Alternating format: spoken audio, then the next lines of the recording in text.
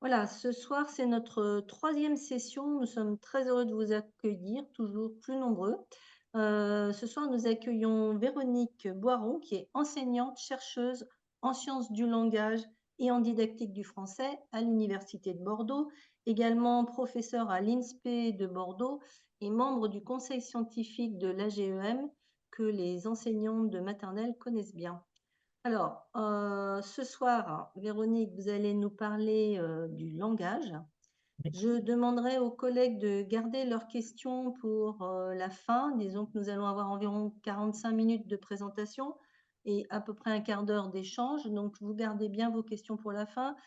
La session est enregistrée, vous la retrouverez, le support également. Je vous demande de bien faire attention à fermer vos micros de manière à ne pas, faire d'interférences et tout de suite, chère Véronique, la parole est à vous. Merci Merci. beaucoup et merci beaucoup pour l'invitation. Donc effectivement, la commande était que je parle de la question de l'enseignement et de l'apprentissage du langage oral, plus particulièrement en maternelle. Hem, alors, diapo mince, voilà. Donc j'ai fait un plan, je ne suis pas du tout la reine du plan et surtout quand on parle de langage oral, tout est un peu dans tout, donc je vais essayer de respecter mon plan. Donc je vais faire une introduction courte et puis je reviendrai sur, qu'est-ce que le langage, la question du langage, parce qu'il y a de nombreuses confusions, y compris on peut trouver des confusions dans les programmes.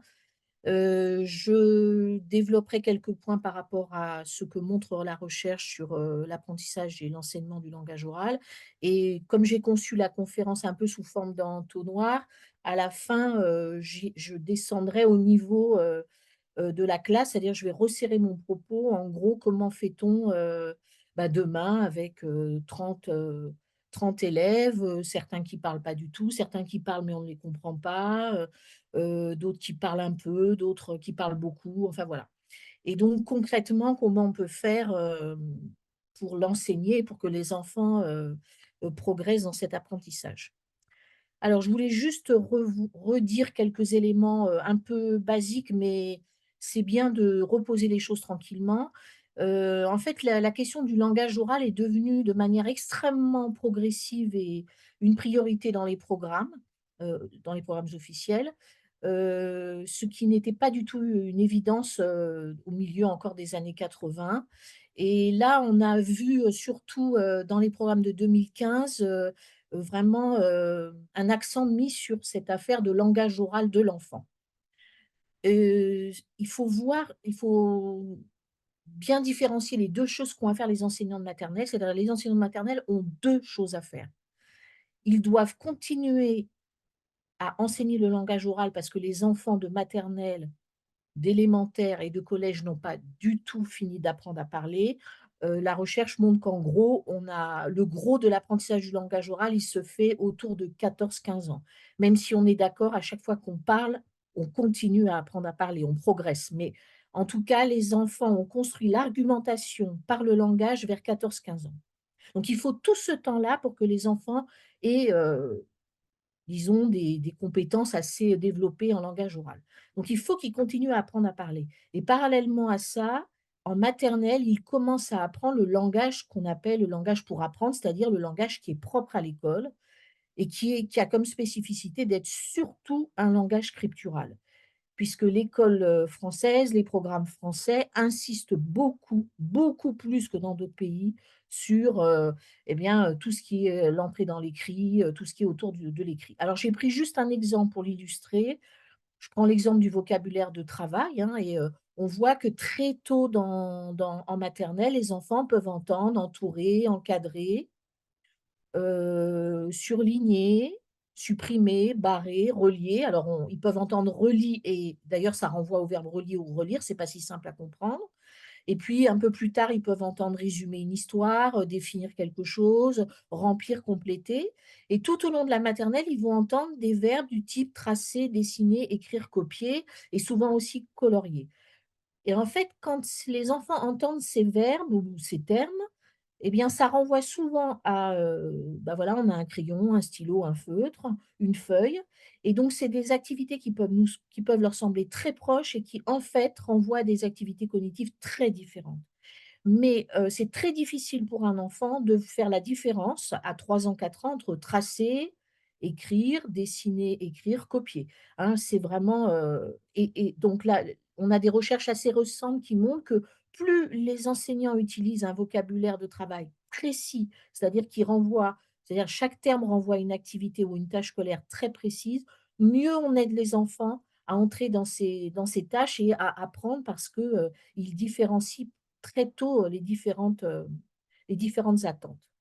Donc en fait, l'école, comme toutes les écoles, hein, l'école, elle a ses propres usages du langage. C'est-à-dire que l'école, elle mobilise des usages scolaires du langage qui sont très difficiles à comprendre pour le reste de la planète, hein. Il faut quand même qu'on se rende compte que ce qu'on propose aux élèves, souvent, c'est très exotique dans les manières de dire. Alors je prends, des exemples que j'entends tout le temps en maternelle, hein, passer aux toilettes qui ressemblent très peu à ce qu'on peut entendre en famille. Ils peuvent aussi entendre faire un dessin, faire de la peinture, faire de la grammaire. Faire un dessin, quand ils entendent cette manière de dire, à la maison, ça ne renvoie pas du tout à la même pratique, à l'école. C'est-à-dire qu'en général, quand un enfant a fait un dessin à la maison, même si c'est, ce qu'on peut appeler, d'une manière très rapide et pas terrible, un gribouillis, en général la famille est bienveillante, va dire, «C'est très beau, on le met avec un aimant sur la porte du frigo, on va l'encadrer pour, l'anniversaire de la grand-mère». À l'école, pas du tout. C'est-à-dire qu'à l'école, en fait, l'enseignant se préoccupe moins de ce que l'enfant a dessiné que du projet de dessin que l'enfant se donne. Et très tôt en maternelle, dès le début de la petite section, les enseignants, en fait, ne regardent pas tant le dessin, ils demandent surtout à l'enfant: «Qu'est-ce que tu as dessiné?» Et en général, si l'enfant arrive à le dire, on l'écrit sous son dessin, on met son prénom, on met la date. Et quand on l'a fait plusieurs fois, l'enfant a compris que l'enseignant va systématiquement lui demander ce qu'il a dessiné et ou ce qu'il veut dessiner. Et c'est comme ça que l'enfant va se donner un projet de dessin. Et donc derrière ces termes qui sont tout à fait semblables à la maison et à l'école, les attentes ne sont pas du tout les mêmes et les apprentissages en jeu ne sont pas du tout les mêmes. Alors moi, comme je suis chercheuse, je demande à des enfants de petite section en fin d'année, un par un, je leur demande: «Qu'est-ce que c'est pour toi faire de la peinture?» Je leur ai demandé un par un, à peu près 150 enfants. Et bien, il y en a 40 qui m'ont répondu, c'est quand ils doivent mettre quelque chose de dégoûtant, vous voyez, alors ou le t-shirt ou la blouse. Et puis, il y en a à peu près 30 qui m'ont dit, c'est quand on a le droit de jouer à l'eau et au savon dans la classe. Parce qu'en fait, c'est le seul moment, en général, où ils peuvent utiliser le lavabo, le savon de la classe. Et il y en a seulement 30 qui m'ont dit: «Bah, il faut bien écouter ce qu'on demande et si on nous dit de faire toute la feuille bleue avec des points rouges, alors on doit faire la feuille bleue avec des points rouges». Et donc derrière quelque chose qui nous est très très évident, hein, faire de la peinture, ça nous paraît simplissime. Les enfants ont des interprétations très éloignées de ce que nous attendons d'eux, de ce que nous leur demandons. En fait, parce que souvent ce vocabulaire de l'école, ces manières de parler de l'école, ces usages scolaires du langage, eh bien, ne sont pas suffisamment explicités parce que pour nous, c'est une évidence. Mais quand je demande à des élèves de CED, un par un, qu'est-ce que c'est pour toi faire de la grammaire? La majorité me répondent, mais la majorité écrasante, hein, c'est quand on a le droit de prendre toutes les couleurs du stylo dans le cahier. Donc, nous, on pense qu'ils trouvent les verbes, qu'ils cherchent les verbes, les sujets, mais pas du tout, hein. Ils entendent prendre le cahier rouge, par exemple, qui peut renvoyer à des activités différentes selon la couleur du cahier et cetera. Pour eux, souvent, c'est juste changer la couleur du cahier, alors que pour nous, ça renvoie à des apprentissages différents. Et puis les enfants entendent à l'école, ben, moi j'ai une collègue qui dit ça régulièrement en moyenne section: «Je veux voir tous les yeux posés sur moi», ce qui est une manière de dire: «Maintenant je vais dire quelque chose d'important, je vous demande de me regarder, de bien m'écouter». Mais les enfants, il y en a pratiquement la moitié qui pensent qu'il va falloir vraiment qu'ils retirent leurs yeux pour poser sur, l'enseignante quand elle leur demande ça. Et puis ça nous arrive aussi de dire: «Les absents sont là», en montrant les étiquettes des enfants absents, par exemple. Et vous voyez, tout ça, c'est très difficile à saisir, pour les élèves. Alors, le langage oral, il est fondamental, c'est-à-dire, toutes les recherches montrent qu'il y a à peu près un tiers des élèves par classe. Alors dans certaines classes, c'est plus 40 50 et dans d'autres plutôt 20 mais c'est une moyenne. Il y a à peu près un tiers des élèves qui ne parlent pas ou de manière tellement occasionnelle qu'on ne peut pas dire voyez, qu'on peut échanger avec eux. Un tiers qui parle occasionnellement, quand il y a pas trop de monde autour, pour dire une toute petite chose et un tiers des enfants qui parlent énormément. Alors on ne peut pas se contenter d'avoir un tiers des enfants qu'on n'entend pas, parce que pour nous, en tant que professeurs des écoles, en tant qu'enseignants, c'est la seule manière en maternelle d'accéder à la boîte noire des enfants, c'est-à-dire à ce qui se passe dans leur tête. Qu'est-ce qu'ils comprennent? Qu'est-ce qui les empêche de comprendre? Ce qu'ils savent, ce qu'ils ne savent pas encore? Qu'est-ce qui les qu'est-ce qu'ils croient savoir? Qu'est-ce qui les intéresse? Et cetera. Donc tant qu'un enfant ne nous parle pas en maternelle, on ne sait pas ce qui se passe dans son cerveau puisqu'ils ne savent pas encore écrire. Et donc, pour les enseignants, il y a l'objectif central, c'est d'avoir accès à ce qui se passe dans la tête des élèves et aussi de les aider à développer leur pensée, puisque le langage est complètement en lien avec la pensée, c'est-à-dire il lui donne forme. Il n'y a pas de pensée hors langage qui soit une pensée élaborée. Pour les enfants, du côté des enfants, des élèves, les enjeux, c'est de comprendre l'école, c'est-à-dire ses implicites, ses pratiques étranges, exotiques, hein, si on lit Bernard Lahire, il parle plutôt d'exotisme, lui. Comprendre les usages scolaires du langage et aussi apprendre à l'école, évidemment, c'est-à-dire dépasser les expériences de la vie quotidienne, mettre à distance les expériences, les savoirs, les mutualiser et puis progressivement construire des savoirs disciplinarisés, c'est-à-dire rentrer dans les disciplines scolaires. Donc c'est le passage immense entre, la maternelle et l'école élémentaire, mais que la maternelle prépare largement. Donc le langage, ce n'est pas du tout une histoire, on ne peut pas du tout le réduire à la communication. Jamais les êtres humains n'auraient inventé une chose aussi complexe que le langage oral si c'était uniquement pour communiquer. On a des moyens beaucoup plus simples de le faire, donc le langage, il a des enjeux très importants, même si je ne minore pas l'importance de la communication, en classe, bien sûr. Alors, je parle langage, mais il faut que je fasse un point sur, bah, qu'est-ce qu'on entend par, langage? Parce que je vous l'ai dit en introduction, il y a, souvent des confusions. Alors le langage, c'est ce qui caractérise les êtres humains, l'humanité, c'est-à-dire c'est une activité d'abord humaine, profondément intellectuelle, qui transforme le rapport à soi, au monde, aux autres et c'est une activité qui ne s'arrête jamais. Donc à partir dans une langue donnée ou dans des langues données. Donc la langue comme code partagé par une communauté plus ou moins importante, et cetera. Dans cette langue donnée, chacun de nous, chacune d'entre nous, eh bien, développe sa propre activité langagière. Donc l'activité langagière, elle est propre à un sujet. Donc si dans la classe, vous avez 30 élèves, les 30 ont des activités langagières différentes. Alors le langage, ça recouvre la forme orale et la forme écrite et l'activité langagière d'un sujet, de chacun d'entre nous, nous permet bien sûr de communiquer, de parler, de dire, de raconter, de lire, d'écrire, d'aimer, de planifier, d'anticiper, d'imaginer, bien sûr de penser, de réfléchir, de comprendre, de savoir, de douter, d'interroger, d'expliquer, d'argumenter, et cetera. Donc le langage oral, il est complètement, imbriqué, il fait partie, intégrale de la vie, psychique de chacun des enfants et c'est pour ça qu'on ne peut pas se contenter d'enfants qui ne parleraient pas. Alors ce n'est pas parce qu'ils ne parlent pas qu'ils ne pensent pas, mais en tant qu'enseignant, eh bien, si on les regarde et qu'ils nous regardent, ces enfants-là, on ne sait pas ce qui se passe dans leur tête, hein, parce que heureusement, quand on regarde quelqu'un, on ne sait pas ce qui se passe dans sa tête. C'est-à-dire tant que la personne ne produit pas du langage oral ou écrit, on ne sait pas ce qui se passe dans sa tête. Alors, ce qui est fondamental dans le langage, c'est que le langage permet l'ancrage social de chacun des élèves, c'est-à-dire chacun des enfants entre dans une société, des micro-sociétés, et c'est grâce au langage qu'il va pouvoir prendre sa place et agir lui-même en tant qu'acteur.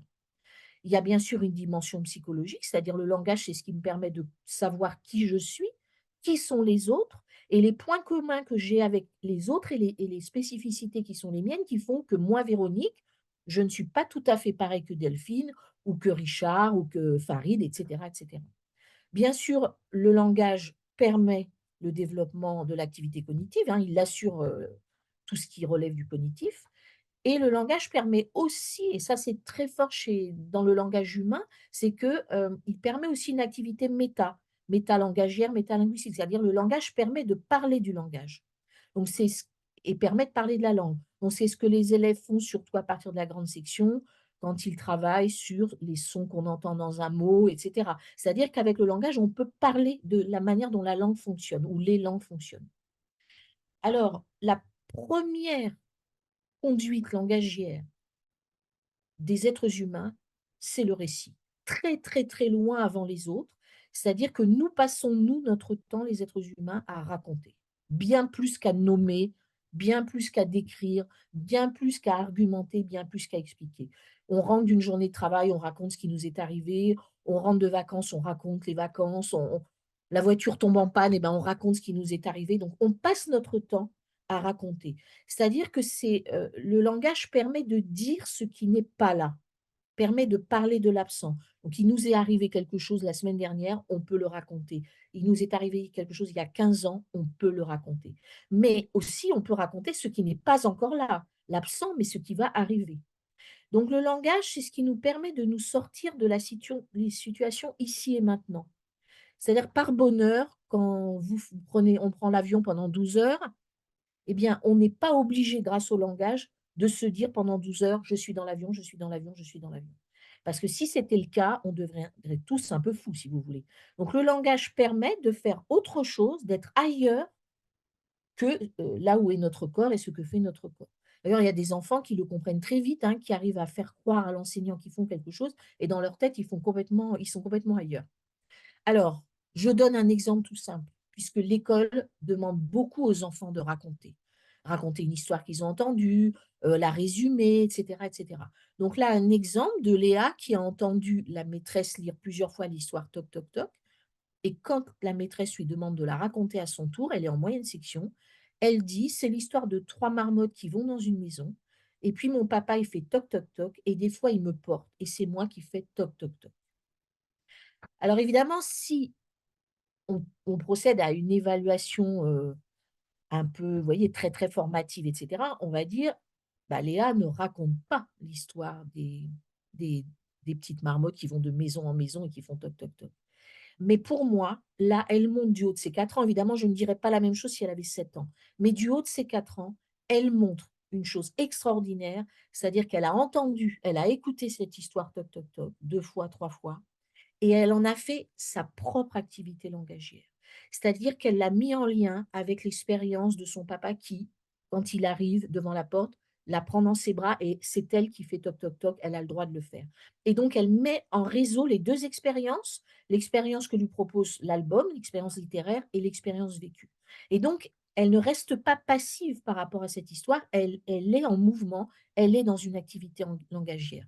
Et en même temps, en faisant ça, elle dit à son enseignante: «Cette histoire, elle est bonne pour moi», c'est-à-dire elle me fait du bien parce qu'elle me fait penser, elle me donne à parler, elle me met en mouvement, voilà. Et donc évidemment, c'est loin d'une réponse scolaire, formative attendue, hein, mais si on regarde du côté du langage, là, il se passe quelque chose de très fort. Alors, le langage, je l'ai dit, permet d'évoquer l'absent, de repenser le réel.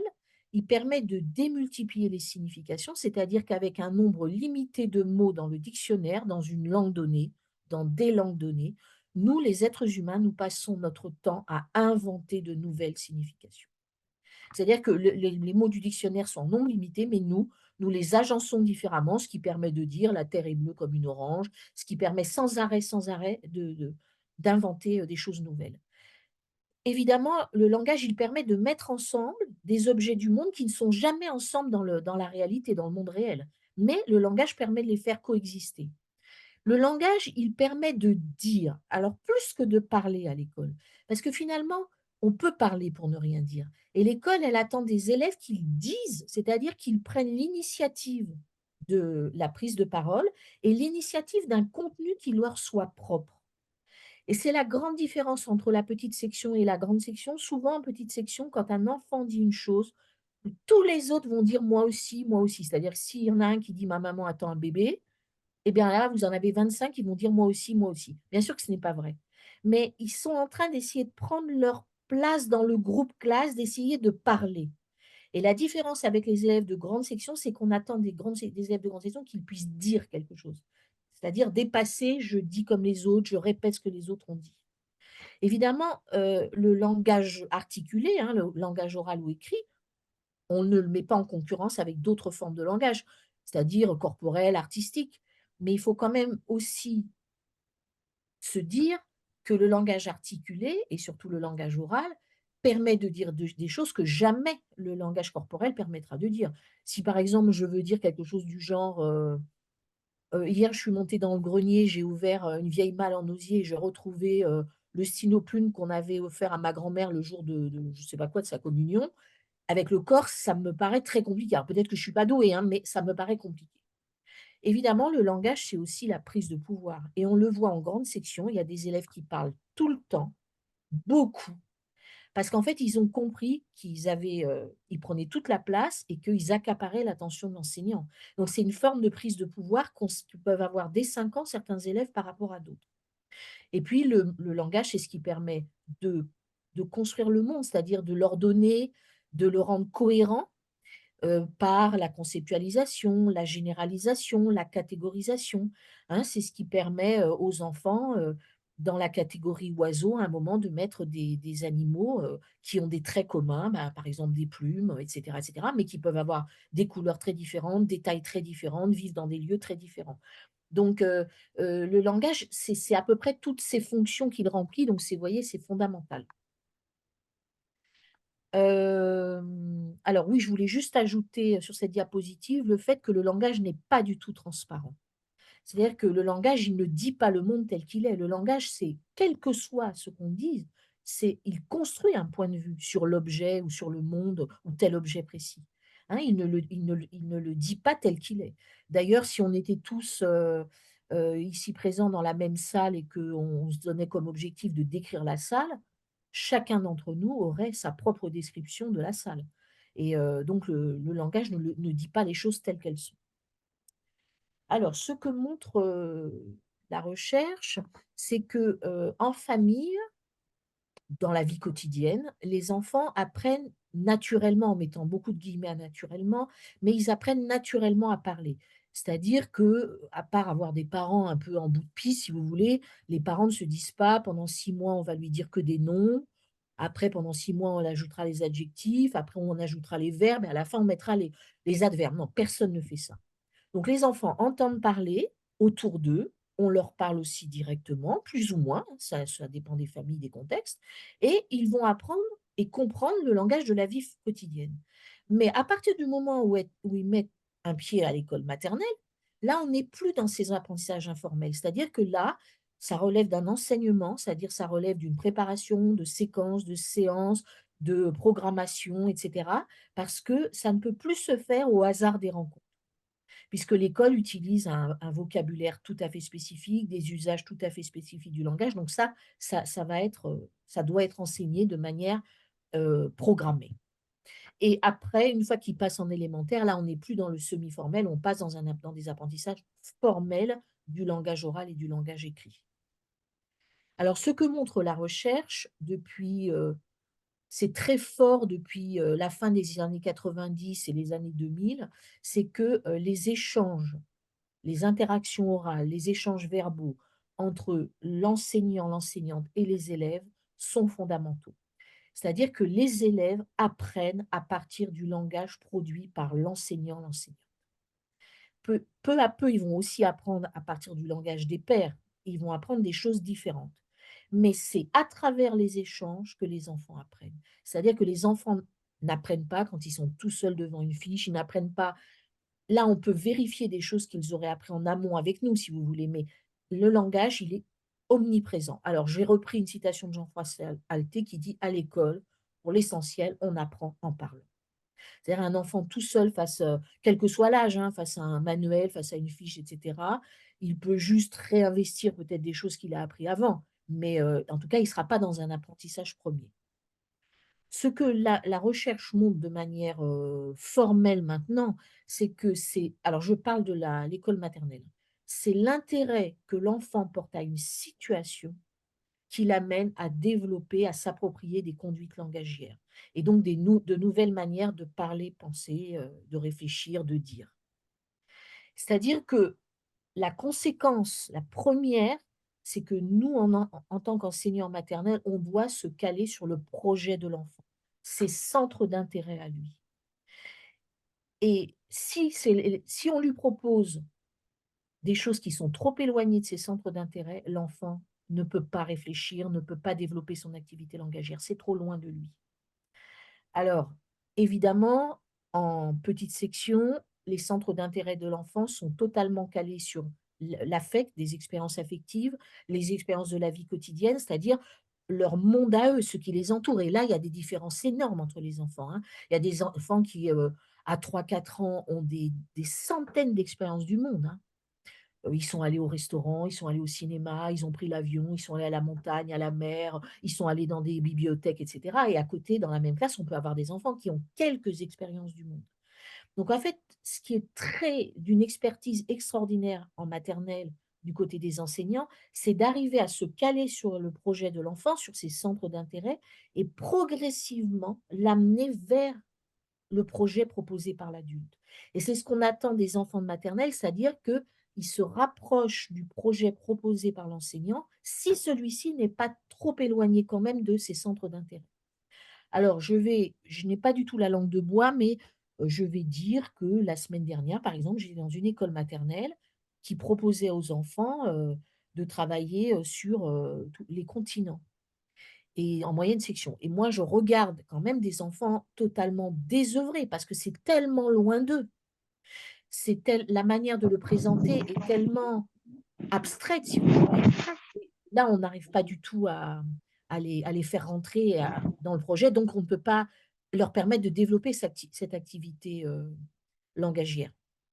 Et donc, enfin, cognitivo-langagière, hein. Donc, en fait, ce qui est important, c'est que à l'école maternelle, pour moi, c'est un lieu unique. Il n'y en a pas d'autre dans la vie des enfants de cet âge-là qui leur permet de parler, penser ensemble, c'est-à-dire de copenser. On leur permet de copenser, c'est-à-dire de parler, penser ensemble à propos d'un même objet, sans nécessairement avoir la même opinion, avoir le même avis. Et c'est le seul lieu pour moi, l'école maternelle, qui permet aux enfants de développer ça, c'est-à-dire cette expérience sociale, et bien, faire un gâteau ensemble, faire du vélo ensemble dans la cour, aller en forêt ensemble et en parler ensuite. Et c'est ça, faire ensemble et développer cette expérience sociale et langagière. Donc là, la recherche nous montre, alors j'ai fait une petite bibliographie à la fin, donc j'espère que vous aurez des références qui vous permettront de développer davantage ce point si ça vous intéresse ou si, vous avez besoin de l'approfondir. Alors, ce que montre la recherche aussi de manière, très ferme maintenant, c'est que la compréhension des élèves enfin des élèves et de tous les adultes, est bien plus développée que la production.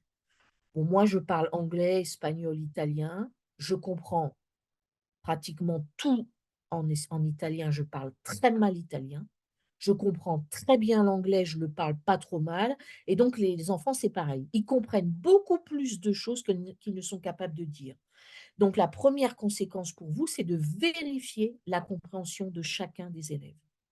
Alors, avec des choses aussi simples que tu veux pas aller me chercher le stylo que j'ai oublié là ou le livre que j'ai laissé sur la petite chaise là-bas.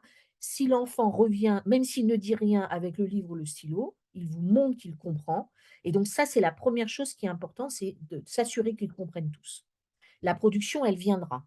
Alors, il faudra peut-être 4 mois, 6 mois, mais elle viendra.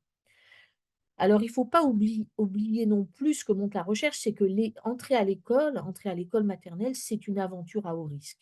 Car donc les enfants ne peuvent plus parler mais doivent dire, et que les enseignants emmènent toujours les enfants vers des activités intellectuelles. C'est très, très fort. Donc en fait, on est tout le temps, nous, en tant qu'enseignants, en train de développer l'activité réflexive. On leur demande comment ils le savent, comment ils font pour faire telle chose, comment ils expliquent tel phénomène scientifique, qu'est-ce qu'ils pensent de l'action de tel personnage dans telle histoire. Vous voyez, on est tout le temps en train de les ramener vers la pensée, l'activité intellectuelle. Et donc, on leur impose souvent une mise à distance de la manipulation, de la relation pratique au monde, et pragmatique au monde. Ce qui met les enfants issus de milieux populaires ou défavorisés souvent en très grande difficulté parce que ça va un peu trop vite pour eux. Et l'école, elle a une caractéristique très forte, c'est qu'elle mobilise les discours et elle sollicite sans arrêt les discours sûrs et pas tellement les savoir-faire. Alors, moi, je me rappelle d'une évaluation qui avait été donnée à des élèves de CM2 où ils avaient un schéma de rouage de vélo. Et la question qui leur était posée, c'est en gros, comment peut-on savoir si le vélo fonctionne ou pas? Et les réponses étaient très différenciées entre les élèves issus des milieux populaires qui ont répondu des choses du genre, bah, pour le savoir, il faut monter dessus, ce qui est tout à fait, pertinent dans la vie quotidienne. Moi, je fais du vélo tous les jours, je ne regarde jamais les rouages du vélo, hein. Je monte dessus et puis j'avance et puis voilà, je sais qu'il fonctionne.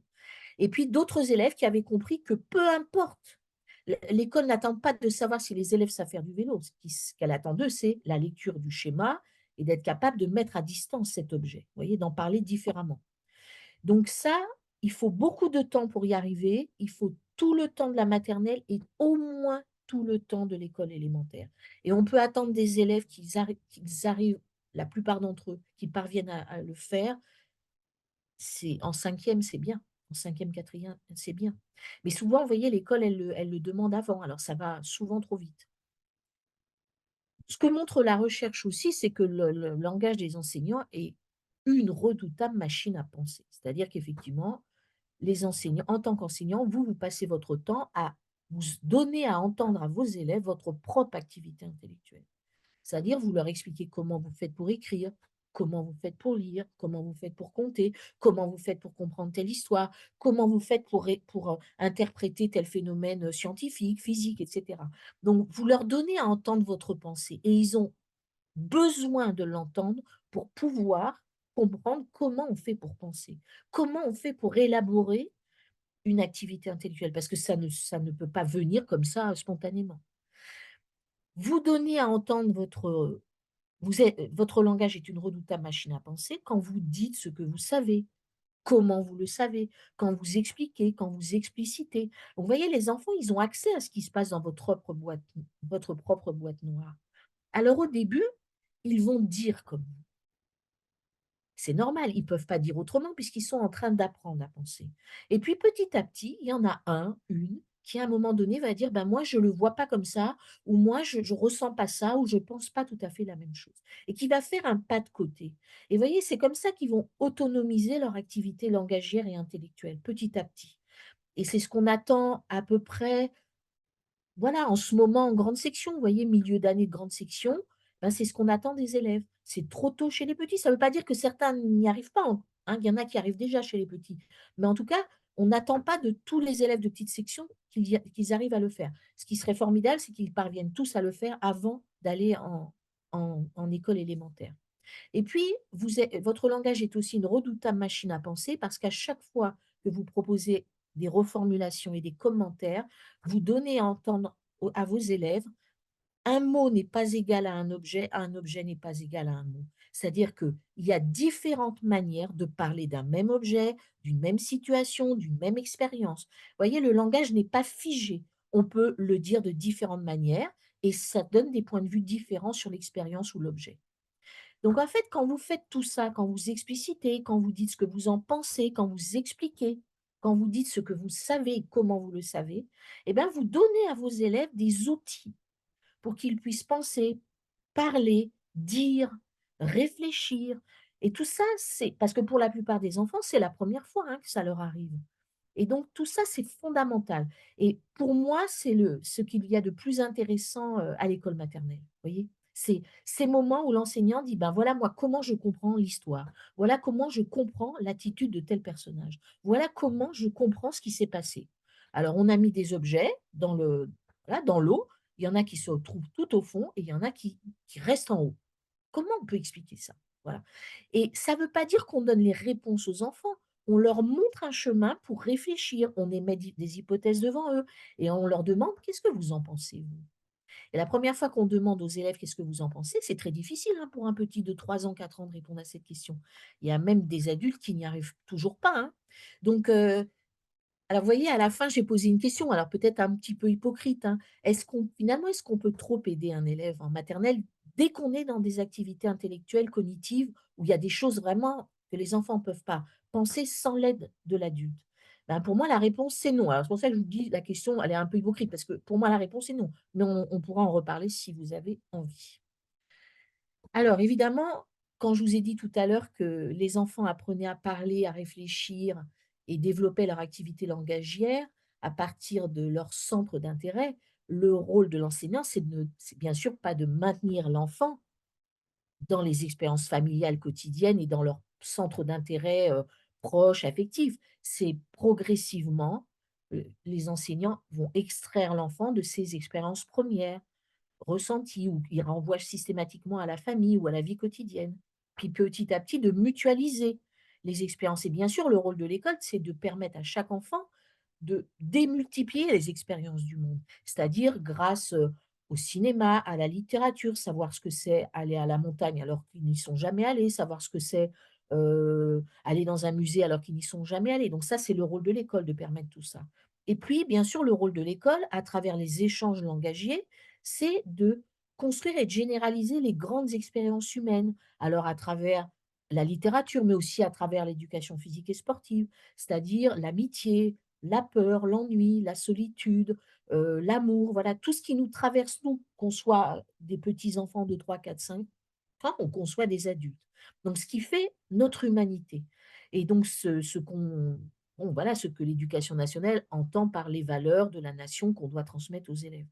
Et puis à travers les échanges verbaux, ce qui apparaît, c'est l'émergence de grandes questions communes et en même temps la singularité des points de vue. Donc c'est toujours ce mouvement des 2, c'est-à-dire il y a des moments, eh ben, on est tous d'accord voilà, sur un point, un événement, quelque chose, une expérience, et il y a des moments, il y a des points de vue singuliers qui vont émerger.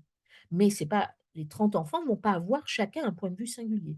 Et donc, c'est cet entre-deux sans arrêt, ce mouvement qui permet aux élèves de se construire en tant que sujet, et de construire leur activité langagière propre dans ce mouvement collectif.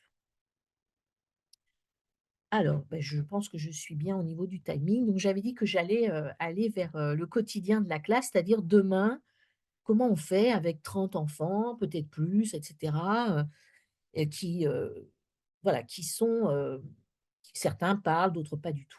Alors, je veux juste redire que quelle que soit la langue, les langues pratiquées par l'enfant, comprises par l'enfant, ça ne veut pas dire qu'il les parle, mais il peut les comprendre. La question qu'on doit se poser, nous, en tant qu'enseignants, c'est: l'enfant est-il en langage? C'est-à-dire, est-ce qu'il construit des rapports aux autres? Est-ce qu'il se pose des questions sur les autres? Est-ce qu'il s'intéresse à ce qui l'entoure? Voilà. Est-ce qu'il élabore sa pensée? C'est-à-dire, à un moment, est-ce qu'il est capable de dire: «Je pense que, je crois que, je sais que»? Est-ce qu'il s'intéresse à la pensée d'autrui? Donc ça, c'est la grande aventure de la grande section. En grande section, les élèves commencent à réaliser que tout le monde ne pense pas la même chose, et que vous voyez, parce qu'avant, souvent, ils se cachent comme ça, ils pensent qu'on ne les voit plus. À 4 ans, c'est encore compliqué, mais à 5 ans, ils sont passionnés par la pensée d'autrui. Qu'est-ce qu'il comprend en tant que sujet? Comment il pense? Qu'est-ce qu'il sait? Comment il le sait? Alors vous voyez, ça peut pas rentrer dans une grille d'évaluation. Parce que on peut évaluer les mots, on peut évaluer les structures syntaxiques, c'est une autre chose. Ça, on est du côté de la langue, d'accord. Mais ça, comment on l'évalue? Eh ben, on peut l'évaluer en prenant le temps d'observer, chacun des enfants. Vous vous dites: «Voilà, je me donne 3 semaines, et en 3 semaines, eh ben, j'aurai eu le temps de les observer un par un et de regarder, voilà, quand ils sont dans tel enfant est dans un coin jeu, qu'est-ce qu'il dit? À qui il parle? De quoi il parle? Quand il fait, là, quand il fait quelque chose avec des Legos, qu'est-ce qu'il fait en même temps? Est-ce qu'il est en autolangage? Est-ce qu'il parle avec les autres? Est-ce qu'il parle avec les autres de ce qu'il fait ou de complètement autre chose? Et voyez, vous faire une petite grille comme ça et noter. Et puis, il faut laisser passer plusieurs mois, 3 mois, 4 mois, et retourner y voir. Parce que les progrès en langage, ça prend du temps. Donc, vous ne verrez pas de progrès en langage en 15 jours, 3 semaines, ça n'a pas de sens. Donc, il faut vous dire: «Voilà, je prends le temps en début d'année, en milieu d'année, je retourne voir en fin d'année», et tant que ça bouge, eh ben, ça veut dire que l'enfant développe son activité langagière. C'est-à-dire, au début, il parlait avec un seul enfant. Tiens, 3 mois après, il parle avec 3 ou 4 enfants. Au début, il ne parlait avec les autres que dans la cour. Tiens, maintenant, il parle avec eux dans le couloir, à la cantine, et aussi quand il joue. Tiens, il parlait à la TSEM et jamais à moi. Maintenant, il vient un peu me parler à moi. Donc ça bouge. Donc son activité langagière, eh bien, il est en train d'apprendre. Il continue à apprendre à parler. Alors les conditions, c'est qu'il faut arriver à parler à chacun en même temps à tous. Ça, c'est très difficile, hein. Alors concrètement, il y a des grands principes. Le premier grand principe, il faut être convaincu, persuadé que le langage oral s'enseigne. Voilà. Et effectivement, c'est pas au hasard des rencontres que les enfants vont progresser, c'est-à-dire vont continuer à apprendre à parler et en même temps apprendre le langage de l'école, le langage pour apprendre. 2e grand principe, on n'apprend pas à parler en grand groupe. C'est uniquement les grands parleurs qui continuent à apprendre à parler quand il y a 30 enfants autour. Un grand parleur n'est pas gêné par le fait qu'il y ait beaucoup d'enfants autour. Mais un petit parleur, un moyen parleur ou un enfant qui parle beaucoup mais on ne le comprend pas bien, il n'apprendra pas à parler en grand groupe. L'autre principe, on n'apprend pas à parler dans le vide. C'est-à-dire qu'il faut que sur la table, il y ait de la pâte à modeler, un jeu de société, des choses à faire ensemble, un album. Alors au début, ça peut être un album tout en images, ça peut être un album qui raconte une histoire, ça peut être des marottes pour inventer une histoire, peu importe. Des objets du coin cuisine ou des objets de la classe, peu importe. Mais on n'apprend pas. Si vous voulez, même nous en tant qu'adultes, si on se retrouvait avec des gens autour d'une table et qu'on n'a rien à faire ensemble, ou on ne sait pas pourquoi on est là, c'est compliqué de parler. C'est-à-dire au début, on va dire: «Bah, je m'appelle Véronique, voilà», mais très vite, ça va devenir compliqué. L'autre grand principe, c'est qu'on n'apprend pas à parler quand on est un petit parleur ou un enfant très en retrait par rapport au langage, on n'apprend pas dans un groupe hétérogène. Et c'est le seul moment où pour moi, il ne faut pas d'hétérogénéité, c'est pour le langage oral. C'est-à-dire que si on met dans le même groupe 2 enfants qui parlent aisément, facilement, beaucoup et à côté 2 enfants très en retrait, et ben, dans le groupe, on entendra les grands parleurs et pas du tout les autres. Alors, l'autre chose que je veux dire, c'est que pour nous, en tant qu'adultes, il s'agit de parler avec les enfants et non pas de les faire parler. On parle avec eux, on échange avec eux, on dialogue avec eux comme on le fait, avec, des adultes et cetera. Et puis le langage, alors ce que j'ai mis en bas de la diapositive, LAE, c'est le langage adressé à l'enfant. Ce langage adressé à l'enfant, il est fondamental. Alors, je veux juste, revenir sur ce langage adressé à l'enfant. C'est-à-dire que nous, les adultes, on a tendance à parler extrêmement vite. Alors moi, je parle beaucoup plus vite que ma grand-mère, mais quand j'entends des ados dans le tramway, je vous assure, je me dis: «Oh là là, je suis complètement larguée», hein, donc ils parlent beaucoup plus vite que moi. Donc on a en maternelle, c'est très important de ralentir le débit dès qu'on parle de choses qui sont lourdes au niveau cognitif. C'est-à-dire, il y a un enjeu, il y a des choses à comprendre, des choses à réfléchir, des nouveaux apprentissages en jeu, alors il faut ralentir le débit, pardon. Ensuite, il faut marquer des pauses parce que nous, on a souvent très peur en classe, mais moi, c'est pareil avec mes étudiants, hein, je vous assure, c'est exactement pareil. On a peur des silences, on est mal à l'aise avec les silences. Alors les enfants, ils ont besoin de silence pour élaborer leurs pensées, pour élaborer leur activité langagière. Et si on enchaîne, si vous voulez, les énoncés comme ça qu'on débite, eh ben, l'enfant, il n'a pas le temps de se poser, de se dire: «Bon là, qu'est-ce qu'on vient de nous demander? Qu'est-ce que je dois faire? Comment je peux répondre à la question?» et cetera. Vous voyez, ça va trop vite. Ensuite, les intonations, quelle que soit, la section de maternelle, il faut en faire des tonnes. Parce qu'on sait, la recherche montre que les intonations, c'est la première grammaire de l'enfant. C'est-à-dire que les tout petits ont déjà compris, mais les tout petits petits, hein, avant d'entrer à l'école, hein, ils ont compris que quand la voix descend très bas ou quand elle monte très haut, et ben, c'est là qu'il y a des choses très importantes à saisir. Alors souvent, vous le faites quand vous lisez des albums, vous voyez, vous changez de voix, vous marquez des intonations très importantes, mais faites-le aussi quand il y a des enjeux cognitifs importants. Au début, chez les petits, il faut proposer des énoncés courts, puis progressivement longs. Et puis, ce qui est très important, c'est qu'aussi les enfants entendent un niveau de langue qui soit pas un niveau de langue de la vie quotidienne.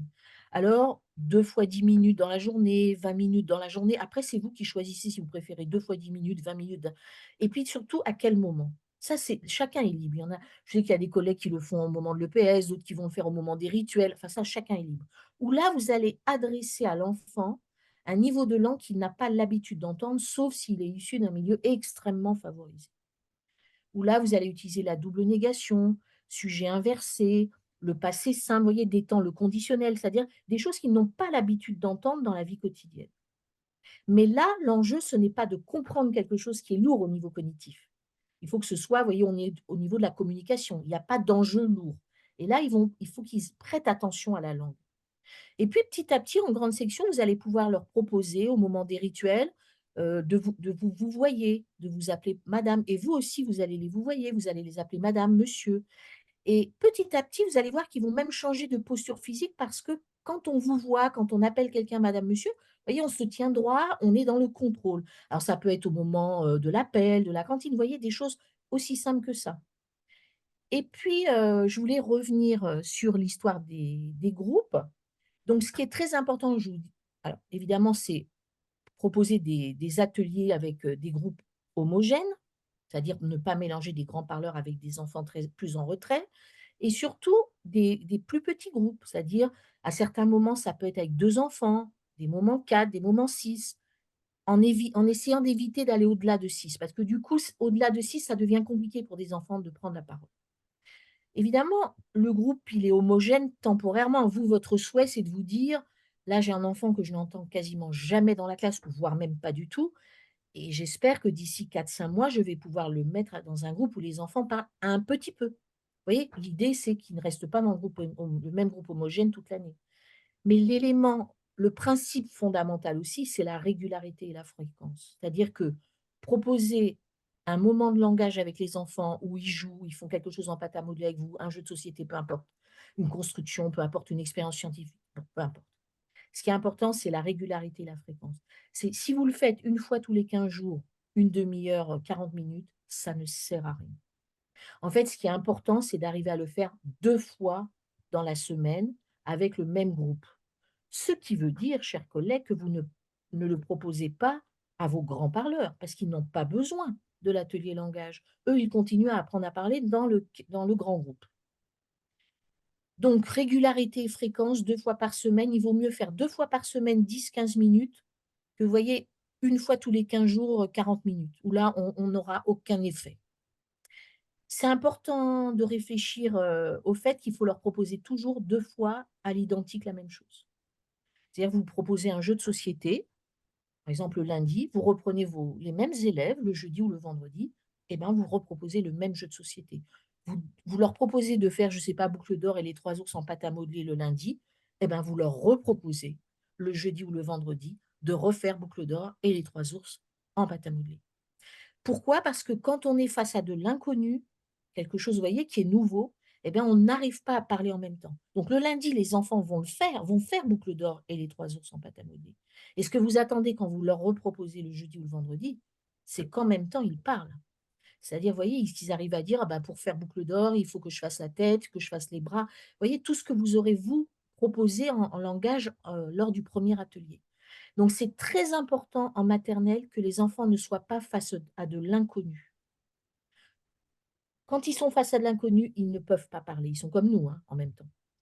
Donc proposer 2 fois à l'identique la même chose, c'est leur permettre de dépasser, de connaître déjà l'expérience et donc de pouvoir être en langage. Et l'autre chose que je voulais dire avant de conclure et de pouvoir répondre à votre question, c'est qu'il me semble très important de, proposer, des scénarios langagiers de la vie quotidienne. C'est-à-dire de reprendre des expériences connues de tous les enfants, par exemple, faire sa toilette. Alors ça va pas être les mêmes chez les petits, chez les moyens, chez les grands, mais par exemple chez les petits, faire sa toilette, s'habiller, aller à l'école. Ils connaissent tous ces expériences parce qu'ils vont à l'école tous les jours, ils s'habillent, et cetera. Le repas et puis petit à petit, eh ben, aller chez le docteur. Et puis petit à petit, à partir d'expériences vécues par certains enfants, on va pouvoir les mutualiser et aussi à travers les albums et les films, on va pouvoir apporter la culture qui va permettre de construire les scénarios. Parce qu'il y a un scénario langagier, par exemple, aller au restaurant. Donc on va au restaurant, parfois on a réservé, parfois non. On attend qu'on nous attribue une table, on s'assoit, on attend les menus, la carte, on choisit, puis on attend les plats, et cetera. Et vous voyez, il y a un scénario. Ces choses-là, elles se passent dans un certain ordre et donc on peut construire, grâce au langage, des expériences qu'on n'a pas soi-même vécues. C'est la même chose pour aller à la piscine. Il y a un scénario, on prépare son sac, on arrive à la piscine, on prend un ticket, on va dans les vestiaires, on met ses affaires dans le casier, on se change, et cetera. On passe par la douche, pédiluve. on va dans les bassins et ensuite on refait la même chose dans l'autre sens. Et voyez, le langage, là, il permet de construire ces scénarios de la vie quotidienne parce qu'ils se déroulent pratiquement toujours de la même manière et on peut du coup les mutualiser. Donc ça me paraît très important pour permettre aux enfants de mettre des mots sur des expériences qu'ils peuvent vivre, mais ils n'en parlent pas chez eux, ou ils en parlent dans une autre langue, et donc s'appuyer sur du vécu, du connu de tous au début. Alors ça, c'est très fort chez les petits en début d'année, quand je dis en début d'année, c'est septembre, octobre, novembre, sûrement encore décembre chez les moyens. Et chez les grands, grande section, septembre, octobre, novembre. Et petit à petit, après, chez les moyens et les grands, on va leur proposer des expériences un peu moins connues, c'est-à-dire un peu plus éloignées de leur vie quotidienne. Et c'est ce mouvement qui va se faire lentement vers l'ouverture vers le monde inconnu, le monde autre, ou des choses qui sont connues que d'un ou deux ou trois élèves de la classe. Voilà, je crois que j'ai dit l'essentiel. Je pense que là, j'ai débité. J'ai fait tout ce qu'il fallait pas faire, c'est-à-dire j'ai parlé très, très vite. Voilà, et puis je me laisse un temps pour vous répondre parce que quand même, j'ai parlé de l'importance des interactions langagières. Merci beaucoup, chère Véronique. Alors écoutez, la parole est à vous. N'hésitez pas soit à ouvrir le micro directement, soit à lever la main comme vous voulez. Est-ce que vous avez des questions? Alors, je vois qu'il y a une question. Magali. Oui, bonsoir. Merci beaucoup, Véronique, pour cette Oui, super présentation. Moi, merci. j'avais une question sur ce langage. Alors, pardon, c'était le lieu que l'école maternelle, c'est le lieu unique où les élèves parlent et pensent. Et alors, parce que Ensemble. ensemble, ça voudrait dire qu'à l'école élémentaire, c'est terminé. C'est moins fréquent et la différence, si vous voulez, c'est que la pensée, elle n'a pas la même place, à l'école élémentaire. Alors attention, hein, c'est pas vrai de toutes les classes élémentaires. Mais, les enfants, ils sont beaucoup plus face à des tâches, individuelles, voyez? Ils ont D'accord. leurs affaires, ils ont un manuel, ils ont des fiches et cetera, ils ont des cahiers et donc la pensée, elle circule moins. Alors évidemment, il y a des collègues qui font des séances, de bilan, bien sûr, mais ça reste des moments c'est beaucoup plus ponctuel. En maternelle, c'est la D'accord. place de cette copensée la copensée, elle peut prendre beaucoup de place en maternelle. Oui, Ça oui. commence dès les rituels le matin, ça commence et puis après ça continue avec, enfin dès qu'il y a des choses à penser, c'est-à-dire une lecture d'album, une expérience scientifique, un objet apporté par un enfant, un objet insolite ou par vous et cetera et donc là, le but c'est pas que les enfants donnent la bonne réponse, Oui, mais c'est c'est ça. que voilà, ils se posent des questions, ils se disent: «Bah, ce truc-là, je ne l'ai jamais vu, mais à quoi ça peut servir? D'où ça vient?» et cetera et en maternelle, ça prend beaucoup de place. Oui, oui. Et en fait, Ouais. ce qu'ils auront gagné en maternelle et appris à faire, ils le garderont, cette autonomie intellectuelle. Jamais personne ne pourra leur enlever après, hein. D'accord, ouais, ouais. D'où la pédagogie de projet quand même en Bah élémentaire. oui, C'est-à-dire oui. qu'on a un projet Oui, oui, d'aller tout à faire une fait. sortie, qu'est-ce qu'on va faire, qu'est-ce qu'on a besoin, bon, bref, ouais, Oui, de mettre des enfants dans des situations oui. d'émission d'hypothèses, Parce de que résolution de problèmes en élémentaire en fait, hein, oui, ouais. parce que souvent en élémentaire, le risque, c'est l'émiettement, vous voyez, des choses. C'est-à-dire, voilà, on fait un peu de lecture pendant une demi-heure ou 20 minutes, après on fait un peu de calcul, après, vous voyez? Et c'est très difficile pour l'enfant. D'abord, aucun enfant ne découpe en discipline le monde. C'est-à-dire qu'à un moment, on lui dit: «Ça, c'est de l'orthographe, ça, c'est de la grammaire, ça, c'est des maths, ça, c'est de la géographie». Mais lui, mais ça lui parle pas du tout, y compris en cycle 3, hein. Il veut bien, il veut bien coller sa fiche de géographie dans le truc qui s'appelle géographie. Mais ça vous voyez, ça se parle, ça se pense, ça s'explique. Pourquoi Mmh. les hommes, à un moment, ont eu cette idée de découper le monde de cette manière? Et puis, il y a des spécialistes et donc c'est très important, les apports culturels qui permettent de comprendre bah, voilà, qu'il y a des sportifs, qu'il y a des scientifiques, qu'il y a des gens qui travaillent, qu'il y a des historiens et cetera et que font ces gens? Voilà. À quoi ils pensent quand ils sont en train de travailler sur leur objet, sur leur savoir et cetera et c'est-à-dire on ancre les enfants dans cette communauté de pensée, de savoir et en mouvement. C'est-à-dire en leur montrant aussi que des choses qu'on pensait définitives, bah, il y a 20 ans ou 30 ans, la science, elle les fait bouger sans cesse. Ça, c'est très important, que ce soit pas figé. Donc j'espère que j'ai répondu, Oui, Magali. oui, merci, merci, oui, oui. Irène? Oui, Véronique, bonjour, merci beaucoup pour cette présentation. J'ai une petite question par rapport au groupe. Normalement, les grands parleurs, c'est eux qui parlent beaucoup dans des activités langagières. Mhm. Et alors, je pensais qu'on peut aussi faire deux groupes, donc mettre les petits parleurs avec les grands parleurs pour qu'ils puissent stimuler les moins parleurs. Donc, Mhm. mais à partir de la présentation, je comprends que c'est mieux d'avoir les petits parleurs ensemble pour bien cibler les objectifs et langagiers et pouvoir Mhm. les aider à progresser que de les mélanger avec les grands parleurs, Ouais. pensant qu'ils peuvent les aider à, voilà, apprendre, à progresser aussi au niveau du langage. Donc, c'est ça. Alors, Irène, votre question, elle est géniale parce qu'elle va me permettre de préciser quelque chose. En fait, Ouais, les grands parleurs peuvent tout à fait être avec les petits parleurs. D'ailleurs, ils le sont tout le temps. ouais, Bon, dans la cour, dans la classe, voilà, ils font des jeux, etc. Ils vont les aider en compréhension. Mais à partir du moment où vous attendez une production langagière, alors il vaut mieux faire des groupes plus homogènes.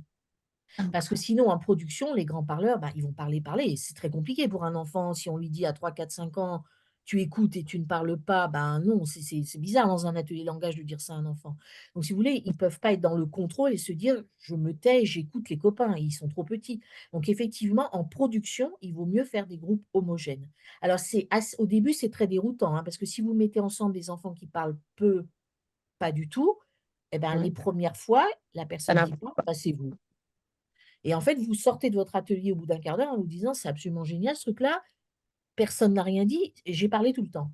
Mais c'est normal. C'est-à-dire qu'en fait, en parlant, vous leur montrez ce que vous attendez d'eux. Vous leur montrez, tiens, de quoi on peut parler quand on fait, quand on regarde un livre, de quoi on peut parler quand on regarde tel phénomène scientifique. Donc, vous leur donnez les appuis pour qu'ils sachent ce qu'ils peuvent dire et ne pas dire. Parce que c'est compliqué, hein. À l'école, il y a des choses qu'on peut dire qui sont dignes d'être dites et d'autres pas. Et il y a des choses qu'on peut dire devant le groupe classe et d'autres, il vaut mieux le dire à l'enseignant dans le couloir ou dans la cour de récréation. C'est compliqué pour un enfant de voir tout ça, de comprendre qu'à certains moments, la parole d'un enfant vaut pour tous les enfants. C'est-à-dire, par exemple, le matin, si vous demandez quel jour on est, vous n'attendez pas des 30 qui vous disent on est mardi. Non, il non. suffit qu'un seul dise on est mardi, ça vaut pour tout le monde. Mais il y Ouais, a des moments où vous attendez que chacun dise une chose un peu différente, particulière et un point de vue singulier. Donc c'est compliqué pour un petit enfant de savoir quand est-ce qu'on doit tous parler, quand est-ce qu'un seul parle, c'est bon, on passe à autre chose. d'accord. Merci beaucoup. Isabelle? Isabelle?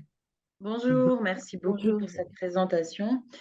Ma question est davantage centrée par rapport à notre public. Moi, je Mhm. travaille au Maroc, j'ai travaillé en Espagne. Comment on peut utiliser la langue maternelle de l'enfant, parce que parfois ils arrivent, ils ne parlent pas français, pour justement développer le langage oral en français. Quel appui voilà, quel conseil vous pouvez nous donner par rapport à ça? Mm. Alors, je sais que il y a eu une période où on vous disait de surtout pas parler la langue des élèves. Bon. Ce qui est intéressant, c'est de rapprocher les langues, parce que les enfants, ils les traitent tous en compréhension. Voilà, celle de la maison, celle au pluriel de la maison, celle de l'école, etc. Donc, en fait, ce qu'il faut, c'est partir de la culture. C'est la culture qui aide le plus. C'est-à-dire des comptines qui existent dans 2 langues, 3 langues, des albums qui existent dans plusieurs langues, voilà, des dessins animés. Et il ne faut pas hésiter à les présenter aux enfants dans la langue de la maison, les langues de la maison, et puis ensuite dans la langue de l'école. Et en fait, les enfants, ils travaillent toujours sur les significations. Un enfant, il est tout le temps en train d'essayer de comprendre. Et donc, s'il a compris dans une langue, mais si vous voulez, il va activer les significations, les développer dans la langue de l'école. Et après, ce qui est intéressant, c'est de se dire qu'il ne fera pas la même chose dans les différentes langues. Et que le français, ça peut rester la langue de l'école si c'est un projet des parents qui est complètement en dehors. C'est-à-dire que si l'enfant n'entend le français qu'à l'école, bah, ça devient la langue pour apprendre. Voilà. Et parce que vous savez mieux que moi qu'il y a des projets qui peuvent être un peu étranges, hein, c'est-à-dire voilà, l'enfant va dans un établissement où on apprend le français parce que c'est mieux pour sa scolarité, pour etc., etc. Mais l'enfant, c'est compliqué pour lui de rentrer dans ce projet. Donc, ça n'est pas grave du tout si ça reste la langue où il apprend à l'école, où il comprend. Mais comme l'activité intellectuelle, c'est une jouissance. C'est-à-dire que les enfants, ils sont programmés pour apprendre. Un enfant, il est programmé pour se développer sans cesse, pour apprendre, pour comprendre de plus en plus de choses. Et donc, la jouissance intellectuelle, elle peut être du côté de la langue française qui permet tout ça, si vous voulez. Je ne sais pas si je vous réponds, mais il me semble que la culture, c'est le premier outil, c'est le plus intéressant. Et puis surtout, ce qui est très fort dans la culture, c'est que la culture, elle soude. Elle soude les groupes, elle fait qu'on est ensemble. Donc, dès qu'il y a une histoire, dès qu'il y a du cinéma, qu'il y a de la littérature, qu'il y a des comptines, etc., on est ensemble. Qu'il y a un apport de musique, qu'il y a un apport de peinture, de sculpture, etc., on est ensemble. Et elle soude les groupes. Et la culture, ça permet les différents points de vue. Donc, vous voyez, un enfant, c'est moins complexe pour lui de prendre la parole à propos d'un objet culturel, d'une expérience culturelle, qu'à propos, je ne sais pas, d'un exercice phonologique ou quelque chose comme ça. Parce que là, il y a une émergence possible de points de vue et d'émotions différentes, etc. Je ne sais pas si je vous ai répondu, Isabelle. Micro, Isabelle. Isabelle, ton micro. Si, merci. On en revient au projet et au vivre Oui, ensemble et au partage et eh au oui, mettre dessus. oui. Je vous remercie. Cynthia? Bonjour. Bonjour, Cynthia. Bonjour. Moi, ma question, en fait, enfin, je ne sais pas si c'est une question, mais je veux juste comprendre quelque chose. Puisque nous, en maternelle, on fait beaucoup les ateliers, peut-être par 5, par 6. Mais Mhm. quand vous parlez d'enfants d'un groupe homogène, ça veut dire que, du coup, enfin, ces enfants-là, ils ne peuvent pas tout de suite aller en atelier autonome. On est bien d'accord? Parce que moi, personnellement, ce que je faisais, c'était que je faisais un peu comme Irène l'a dit tout à l'heure, c'est-à-dire si j'ai un groupe de 5 ou de 4, je vais en mettre un qui parle pour que au moins je puisse après atteindre mon objectif, Mhm. c'est-à-dire les entendre et faire quelque chose. Mais Mhm. si ce n'est pas le cas, ça voudrait Mhm. dire qu'un adulte doit rester avec eux pendant un bon moment, sur un long terme, on va dire, pour après peut-être les laisser en autonomie ou comment est-ce que je peux faire ça? Dites-moi. Ouais. Alors, c'est tout à fait vrai ce que vous dites, Cynthia, à partir du moment où il y a quelque chose de nouveau à apprendre et à comprendre, c'est-à-dire c'est lourd au niveau cognitif. Par exemple, ça peut être la construction du nombre 3, et là, l'enfant, il ne peut pas le faire. Et si vous le mettez avec des élèves qui parlent bien dans le même groupe sans vous, si vous voulez, ça se saurait depuis très longtemps, et vous imaginez bien que ça arrangerait beaucoup de politiques si si ça passait du cerveau d'un enfant dans le cerveau d'un autre. Ça ne marche pas. Ça ne marche pas. On peut mettre un grand parleur qui sait lire avec deux, trois enfants qui ont des difficultés ou qui n'ont pas compris comment on apprenait à lire. Si vous n'êtes pas là, ça n'adviendra pas. Mais j'ai envie de dire, c'est la bonne nouvelle du jour quand même, de savoir que sans vous, ça n'adviendra pas. Mais les ateliers autonomes, ils existent pour tout ce qui est jeu, pour tout ce qui est entraînement, quand ils ont appris quelque chose avec vous, ils s'entraînent, ils le refont plusieurs fois, mais c'est aussi pour découvrir quelque chose. C'est-à-dire, si c'est une expérience, ils n'ont pas nécessairement besoin de vous. Mais à partir du moment où il faut parler de l'expérience, c'est-à-dire généraliser, émettre des hypothèses, poser des questions, là, ils ont besoin de vous. Mais l'expérience en soi, ils peuvent tout à fait la mener en dehors de votre présence. En fait, ce qui est très important en maternelle, c'est d'arriver à se dire qu'est-ce qui est fondamental en maternelle et tout n'est pas fondamental. Il faut laisser aussi des choses pour après. Qu'est-ce qui est utile et qu'est-ce qui n'est pas très utile. Et donc, gagner du temps et de l'énergie, vous, en tant qu'enseignant, sur ce qui n'est pas très utile, pour aller vers ce qui est fondamental. Voilà. Et quand c'est fondamental, vous êtes là.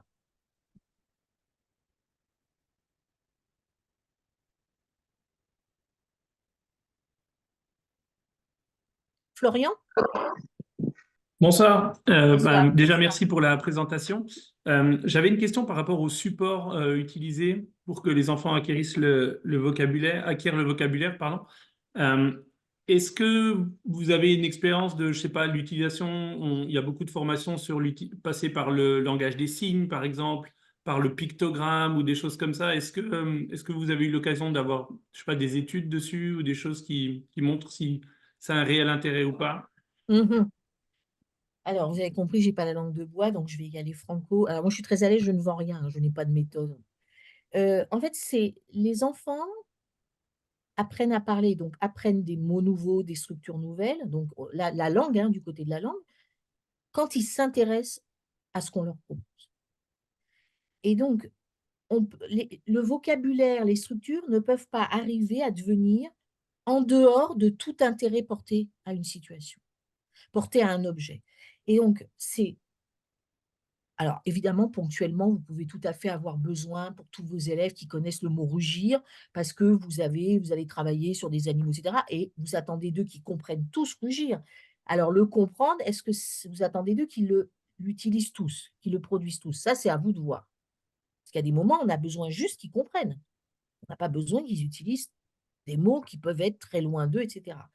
Mais c'est parce que, par exemple, vous allez travailler sur les animaux, que vous allez les amener à se poser des questions sur comment ils vivent, qu'est-ce qu'ils mangent, où ils habitent, etc., qu'à un moment, vous brassez du vocabulaire qui est propre à ce projet, qui est propre à ce domaine, et que les enfants, ils vont se l'approprier parce que la première raison de garder, de s'approprier du vocabulaire, c'est l'affect. Pour que ça soit mémorisé, il faut qu'il y ait de l'affect. On est tous pareils. Là, si je vous dis 3 mots nouveaux en chinois, vous ne les avez jamais entendus de votre vie, je vous demande de les répéter, dans 5 minutes, vous allez me les répéter, etc. Demain, si vous vous retrouvez dans un marché à Pékin, ben, ça ne va pas fonctionner. Donc, en fait, c'est l'affect qui permet de garder en mémoire. C'est-à-dire, j'ai vécu un moment, ça m'a intéressé, j'ai appris des choses nouvelles, et ben, j'ai eu des réponses aux questions que je me posais par rapport au loup, par rapport, etc. Et ben, là, il y a une dimension affective qui fait que l'enfant va mémoriser les mots. Et ce qu'il faut voir, c'est en compréhension et à quel moment c'est utile sur les 20 mots nouveaux qu'ils les disent. Alors, il y en a peut-être qu'un ou deux, c'est utile qu'ils les disent. Ce qui est intéressant d'aller voir, c'est est-ce qu'il les comprend. Je ne sais pas trop, Florian, si je vous réponds. Non, en fait, ma question concernait surtout le moyen par lequel on va réussir à ce que l'enfant il réutilise le mot ou qu'il le mémorise. Est-ce que en passant par le visuel, est-ce que le kinesthésique, etc. Est-ce que vous avez je sais pas, vous avez vécu des choses, vous avez vu des résultats assez probants avec les signes ou avec Non. Alors, des choses comme ça? vous voyez, ce qui m'ennuie dans ce genre de choses, je comprends, hein, parce qu'en plus, enfin voilà, je sais bien qu'en maternelle, il n'y a pas d'outils, il y a très peu de choses pour vous aider, vous, en tant qu'enseignant. Mais la langue, c'est un code. Et en ajoutant des symboles, des signes, on ajoute un code sur le code. Et vous voyez, pour des enfants dont le français n'est pas la langue maternelle, il y a une mise à distance qui est beaucoup trop importante. Ils sont trop petits. En revanche, je prends un exemple dans mon domaine. Euh, Vous voulez, je ne sais pas, leur lire à un moment donné tel conte ou telle histoire. En amont, vous allez, vous, en langage oral, la raconter 2 fois, 3 fois, 4 fois. Et en langage oral, si vous racontez le petit chaperon rouge, vous n'allez jamais la raconter 2 fois de la même manière, puisque c'est du langage oral. Et donc, en la racontant, vous pouvez vous dire, la première fois que je raconte mon objectif, c'est qu'ils comprennent les personnages, leurs pensées, etc. La deuxième fois, c'est qu'ils comprennent les liens de causalité, la chronologie. La troisième fois, je vais brasser le vocabulaire, c'est-à-dire je vais reformuler des mots qui sont un peu loin d'eux. Et le lendemain, vous recommencez avec le vocabulaire. Et là, vous allez voir comme c'est inscrit dans une histoire qu'ils comprennent parce qu'ils l'ont déjà entendu, ça les intéresse, etc. Et ben, le vocabulaire, ils vont le stabiliser. En fait, c'est ça. C'est le code, il est toujours lié à comprendre ce qui se passe. Je comprends, donc je mémorise. Je comprends, ça m'intéresse, donc je mémorise. Alors évidemment, si ah oui, je l'attendais le mot qui arrive dans le chat Naramus. Je savais bien. Alors moi, je n'ai rien contre Naramus, mais je pense que ce qu'il faut éviter, c'est de l'utiliser du 1er septembre au 30 juin. Et moi, j'ai un peu cette difficulté avec des stagiaires parce qu'ils débutent. Donc évidemment, ils s'accrochent aux outils parce qu'ils ont tout inventé en maternelle, il faut tout faire, tout construire. Et après, pour moi, Naramus, il faut jamais perdre de vue qu'il faut commencer par raconter et lire ensuite. Parce que dans le développement de l'enfant, il y a d'abord le langage oral et ensuite il y a l'entrée dans l'écrit. Et on ne peut pas commencer par lire une histoire et donc les mettre en difficulté parce que la forme écrite du français est terriblement complexe. C'est une des langues les plus difficiles à comprendre, hein, à l'écrit. Et donc, si on leur lit directement, on les met en difficulté de compréhension. Et donc, après, on remédie aux difficultés en la racontant. Alors, autant ne pas les mettre en difficulté, la raconter d'abord. Et on peut tout à fait la raconter la première fois avec des mots vraiment, vous voyez, quelque chose des mots de la vie quotidienne, des mots qu'ils connaissent tous. Et progressivement, on va aller vers des comptages de plus en plus complexes. Et le dernier comptage avant la lecture, c'est presque le texte écrit. C'est-à-dire vous allez utiliser des structures beaucoup plus élaborées, un lexique qui est proche de ce qu'il y a dans l'album. Et ensuite, une fois que vous lirez l'album, vous voyez, les enfants, il n'y aura pas un grand pas à faire pour aller du langage oral vers le langage écrit. Alors, je ne sais pas, Florian, si je vous aide en disant ça. Si, bah, d'autant plus qu'on utilise aussi Naramus ici, Mm. donc ça me parle. Bien sûr, oui, oui. Ouais, merci. Véronique, Oui, bah, je voulais partager quelque chose par rapport au vocabulaire. Ce que je fais avec mes élèves et qui marche bien, c'est que parfois, il faut aussi verbaliser toutes les actions de la classe. oui, Parce qu'il y a du vocabulaire avec les manuels qu'on utilise, avec les albums, mais il oui. y a du vocabulaire au quotidien et les enfants apprennent comme ça quand il y a la façon dont l'enseignant utilise ce vocabulaire et verbalise chaque fois quand elle fait quelque chose, il ou elle fait quelque chose. Tu verbalises, tu utilises le Mhm. verbe qu'il faut et là, l'enfant comprend ce que ça veut dire parce qu'il voit ce que tu fais et il comprend ce que tu veux dire, mais il comprend dans sa langue. Oui, Donc, et plus tard, tu entends ce vocabulaire-là dans la classe. Par exemple, dernièrement, je travaillais sur un album Moi, je, et mhm, moi, j'avais prévu comme vocabulaire, je me lave les mains. mhm, Et quand j'ai montré la photo à mon élève, et lui, il utilise, je frotte mes mhm, mains. mhm, J'ai vite compris que le mot frotter, le verbe, c'est parce que chaque fois qu'on se lave la main, quand on est aux toilettes, retrousse les manches, frotte les mhm. mains, le vocabulaire que tu utilises, l'enfant prend ça facilement et pour pouvoir réutiliser sans Oui, toutefois passer par les albums et des choses. oui, Donc, c'est plus aussi maximiser bien tous sûr. les moments de la classe pour verbaliser les Oui. actions, ça donne aussi du vocabulaire. Vous avez raison, Irène. Ce qui est très important dans ce que vous dites, c'est que là, les enfants sont d'abord, ça revient tous les jours. Donc, Oui, ils vont réentendre des mots, voilà, quotidiennement. Donc, c'est la langue qu'on travaille, vous voyez, de manière, on n'a pas d'objectif à ce moment-là, on n'a pas de programmation. Et ce qui est très important dans ce que vous dites, Irène, c'est que c'est lié à une action.